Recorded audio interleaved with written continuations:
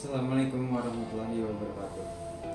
Kenalkan, nama saya Ahmad Alaf Muhammad Yasmi. Saya dari Fakultas Psikologi UIN Universitas Hidayatullah Jakarta. Ini saya akan mengangkat tema vlog saya tentang bertoleransi dalam beragama Islam. Toleransi dalam bahasa Arab yaitu tasamuh atau asmana. Dalam sejarah toleransi dalam Islam pada awalnya ditandai oleh perjanjian Hudaybiyah yang diaksari oleh Nabi Muhammad SAW. Toleransi dalam Islam adalah otentik, artinya tidak asing lagi dan bahkan mengeksistensikan sejak Islam itu ada. Karena sifatnya yang organik, maka toleransi di dalam Islam hanyalah persoalan implementasi dan komitmen untuk mempraktikannya secara konsisten. Namun, toleransi beragama menurut Islam bukanlah untuk saling melebur dalam keyakinannya, bukan pula untuk saling bertukar keyakinan di antara kelompok-kelompok agama yang berbeda itu. Toleransi di sini adalah dalam pengertian muamalah interaksi sosial. Jadi ada batas-batas bersama yang boleh dan tak boleh dilanggar. Inilah esensi toleransi, di mana masing-masing pihak untuk mengendalikan diri dan menyediakan ruang untuk saling menghormati keunikannya masing-masing tanpa merasa terancam keyakinan maupun hak-haknya. Syariah telah menjamin bahwa tidak ada paksaan dalam agama, karena pemaksaan kehendak kepada orang lain untuk mengikuti agama kita adalah sikapnya historis yang tidak ada dasar dan contohnya di dalam sejarah Islam awal. Justru dengan sikap toleran yang amat indah inilah sejarah peradaban Islam telah menghasilkan kegemilangan sehingga dicatat dalam kitab emas oleh sejarah peradaban dunia hingga hari ini dan masa depan. Berikut konsep modern untuk menggambarkan dua poinnya, yaitu sikap saling menghormati dan bekerja sama untuk mewujudkan masyarakat yang harmonis. Poin yang pertama itu menghormati. Di sini saya akan mengangkat contoh dalam sejarah Nabi Muhammad SAW, yaitu sholat zuhur dan asar. Suaranya dipelankan karena berdasarkan pada apa yang diajarkan Rasulullah. Saat itu beliau pernah memimpin sholat berjamaah bersama para sahabat dengan mengeraskan bacaan. Kemudian kaum musyrikin di Mekah mendengar bacaan sholat Rasulullah sehingga mereka pun mencaci maki bacaan itu.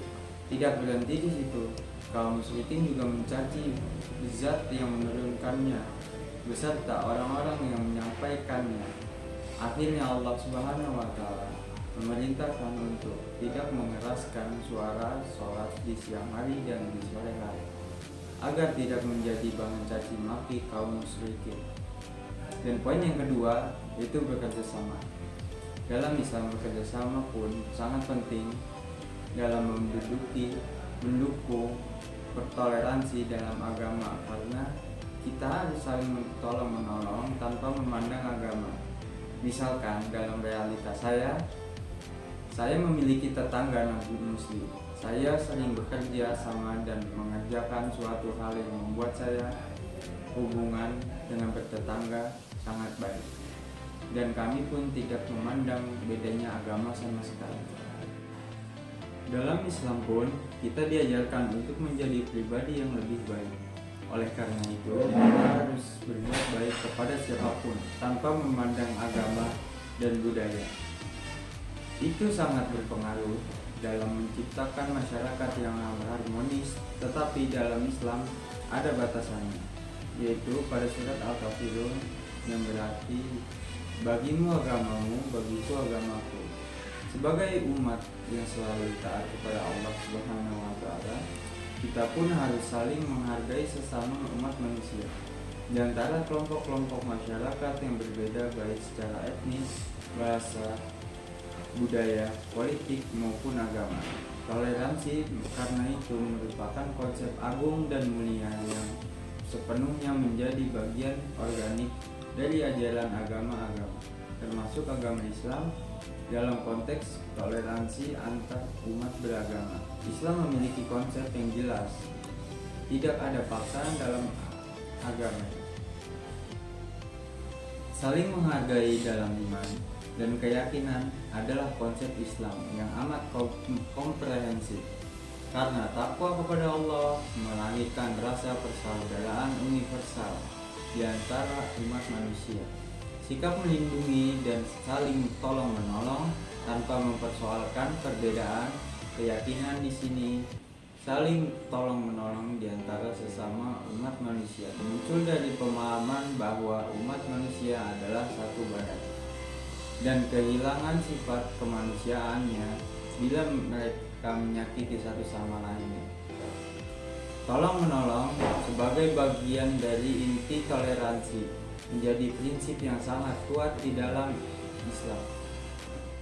Untuk menciptakan toleransi membutuhkan karakteristik sebagai berikut, yaitu antara lain: yang pertama, kerelaan hati karena kemuliaan dan kedermawanan.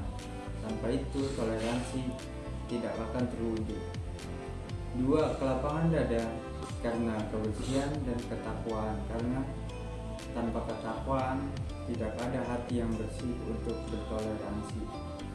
3. Kelemah lembutan karena kemudahan. Yang keempat, muka yang ceria karena kegembiraan. Untuk menggambarkan kita gembira untuk bertoleransi sesama atau beda agama sekalipun.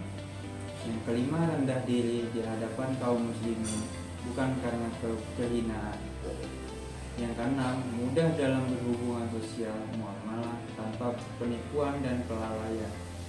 Yang ketujuh, menggampangkan dalam berdakwah ke jalan Allah tanpa basa-basi. Yang kedelapan, terikat dan tunduk kepada agama Allah Subhanahu wa Ta'ala tanpa ada rasa keberatan sekalipun. Simpulannya adalah dalam bertoleransi terhadap siapapun, kita tidak boleh memandang seseorang dari kelebihan atau kekurangannya, karena Islam mengajarkan kita untuk saling menghormati dan menghargai sesama agama ataupun non-muslim. Berikut adalah isi tema yang saya angkat dalam vlog ini. Sebelumnya, kalau ada kesalahan atau ada yang tidak berkenan, mohon dimaafkan. Wassalamualaikum warahmatullahi wabarakatuh.